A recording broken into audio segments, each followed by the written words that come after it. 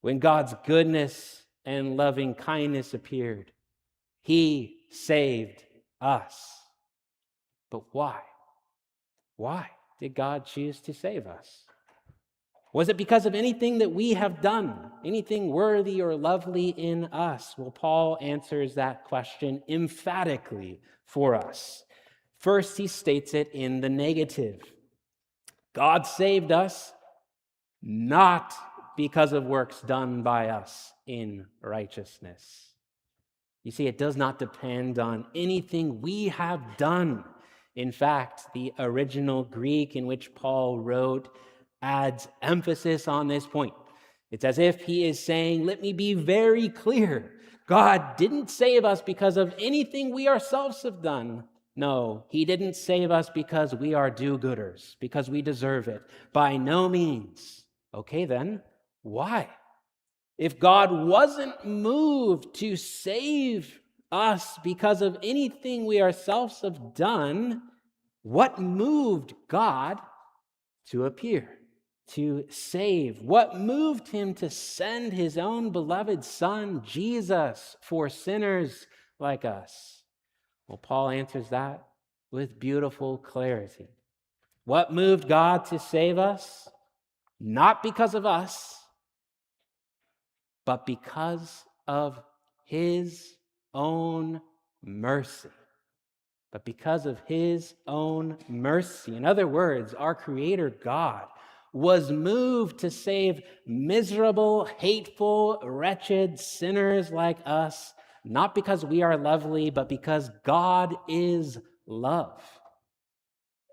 This is a topic that some of us studied together when we read Gentle and Lowly, the Heart of Christ for Sinners and Sufferers by Dane Ortman. And the whole aim of that book is to convince weary, guilty, struggling sinners that what flows most naturally from Christ's heart is kindness, compassion, mercy, not judgment, not disappointment, not irritation, but mercy flows forth from his heart. He is gentle and lowly of heart. And Jesus is the revelation of God's own heart, because the Son of God is the spitting image of God the Father.